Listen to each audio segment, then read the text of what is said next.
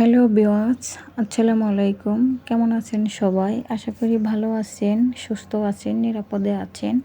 I hope আমিও ভালো আছি। তো আজ আমি মুরগি রান্না করব। আর প্রথমে আমি এই তো পেঁয়াজ বাটা দিয়ে দিয়েছি। আর এখানে আমি সব ধরনের মশলা অ্যাড করে দেব।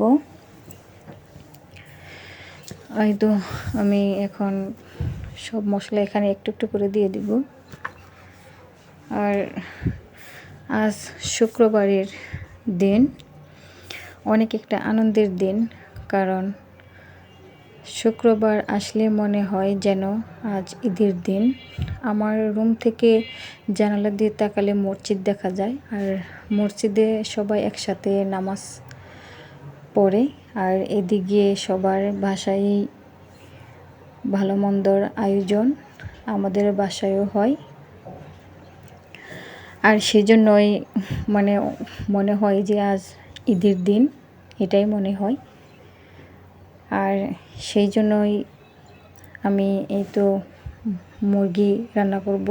আর এখানে সব মশলা দিয়ে আমি এখন খুব ভালো করে এটাকে কষিয়ে নেব। আসলে শুক্রবার আসলে সবারই ঘরে ঘরে পোলাও মাংস খাওয়ার একটা ধুম পড়ে যায়। আর আমাদের বাসায়ও তেমনটাই হয়। শুক্রবার আসলে পোলাও মাংস খেতেই হবে। আর এটা আগে থেকেই প্ল্যান করে রাখা হয় যে শুক্রবার দিন আসলে কি রান্না করব, কিসের মাংস রান্না করব। আর এটা আগে থেকেই প্ল্যান থাকে। আর এই তো আমি মুরগিটা রান্না করার জন্য মশলাটা খুব ভালো করে কষিয়ে নিয়েছি। আর এখানে আমি মুরগিটা দিয়ে দিব। আর মুরগিটা আমি আগে থেকেই খুব সুন্দর করে পরিষ্কার করে ধুয়ে রেখেছিলাম। আর সেটা এখানে করে দিচ্ছি। এই তো আমার সবগুলো মাংস দিয়ে দেওয়া শেষ। এখন আমি মাংসটাকে খুব ভালো করে নেড়ে চেড়ে মশলাগুলোর সাথে মিশিয়ে দেব। আর তো আমার মেশানো হয়ে গিয়েছে। এখন আমি এটাকে ঢাকনা দিয়ে ঢেকে দেব। আর ঢেকে দিয়ে এদিকে মাংসটা হবে, আর অন্যদিকে আমি কাজ গোছাবো। আর এই তো আমি মুরগির মাংসটা প্রায় আমার কষানো শেষের দিকে।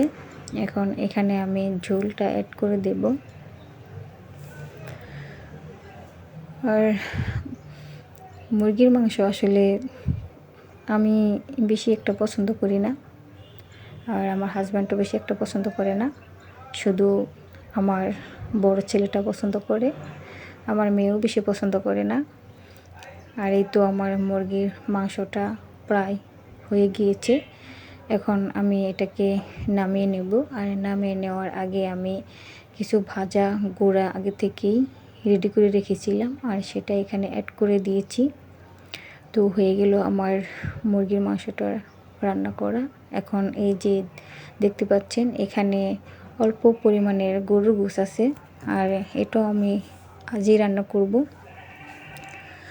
তো আমার বড় যে ছেলে মেয়ে দুটো, আসলে আমার মেয়ে গরুর গোশ আর পোলাও পছন্দ করে, আর আমার ছেলে মুরগি আর পোলাও পছন্দ করে।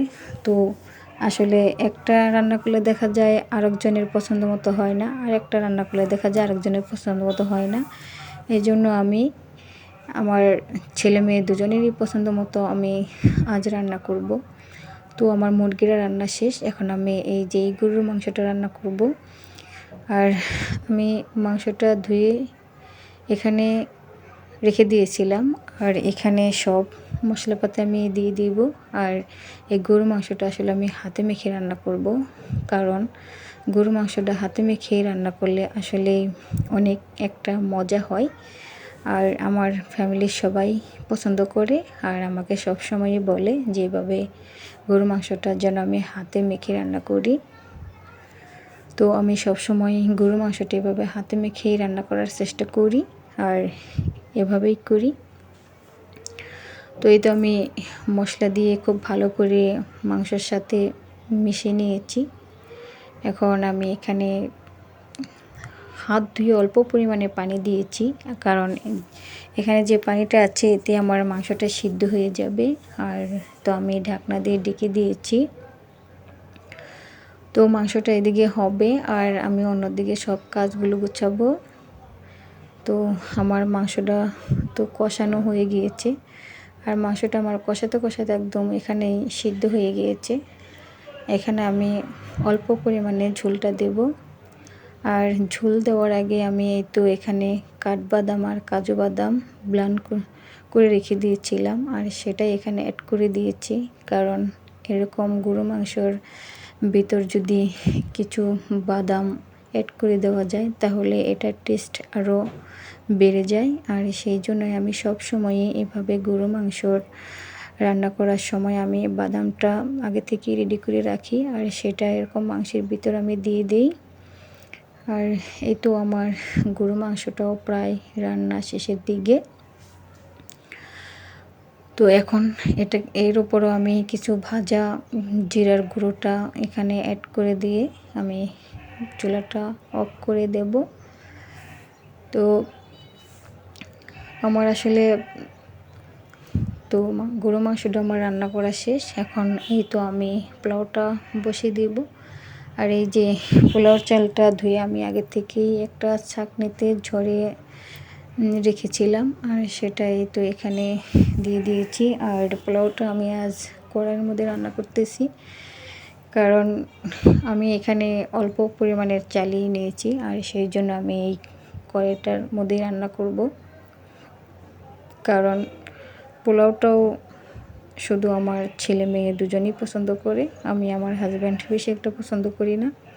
তো আমাদের দুজনের জন্য আবার ভাতও রান্না করব।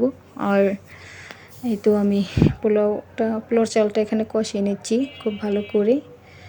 একদিকে কষাচ্ছি আর একদিকে আমি এই পোলাওর ভিতর যে পানিটা দেব সেটাই গরম বসিয়ে দিচ্ছি। আর এখন আমি এই তো পোলাওর চালটা কষানো শেষ, এখানে আমি পানিটা দিয়ে দিব। আর পানিটা দিয়ে আমি ঢাকনা দিয়ে ঢেকে দিব।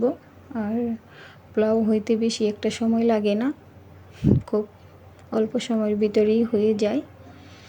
আর এই তো আমি পানি অ্যাড করে দিয়েছি, এখন আমি ঢাকনা দিয়ে ঢেকে দিব।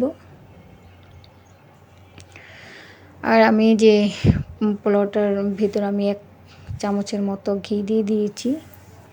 আর এই ঘিটা দেওয়ার কারণ হলো আমরা যদি খাই তাহলে একটু খাবো, আর সেই জন্যই ঘিটা দিয়ে দিয়েছি। কারণ ঘি দেওয়ার কারণে আসলে একটু খাওয়া যায়, আর ঘি না দিলে একদমই খাওয়া যায় না। তো আমার পোলাওটা রান্না করা শেষ। এখন এই তো আমার সব কিছুই রান্না করা শেষ, আমি টেবিলে সব দিয়ে দিয়েছি। আর আমার ছেলে মেয়ে দুটো আসলে অলরেডি খাবারের জন্য টেবিলে বসে পড়েছে। তো আজকে দুপুরে রান্নায় ছিল পোলাও, গরু মাংস, মুরগির মাংস, আর সাথে বেগুন ভাজি। আর বেগুন ভাজিটা আমি পছন্দ করি, আর আমার জন্য বেগুনটা আমি ভেজে নিয়েছি। কারণ আমার ছেলে মেয়ে হাজব্যান্ড এরা বেশি একটা পছন্দ করে না, আর তাই শুধু অল্প পরিমাণে শুধু আমার জন্যই ভেজে নিয়েছি। তো এখন আমার ছোট বাবুটা চলে আসছে, আর এই যে দেখেন আমার বাবুটা এখন ভাইয়ার কোলে বসে। বাবুটা এখন এত পরিমাণে দুষ্টুমি করবে, এটা ছেড়ে এটা নেবে, ওইটা ছেড়ে এটা খাবে, শুধু এরকমই দুষ্টুমি করবে। তো ওর ভাই ওকে মুখে দিয়ে দিচ্ছে, আবার ও আর ভাইয়ের কোলে ভাই বসে খাচ্ছে, অনেক একটা মজার দৃশ্য।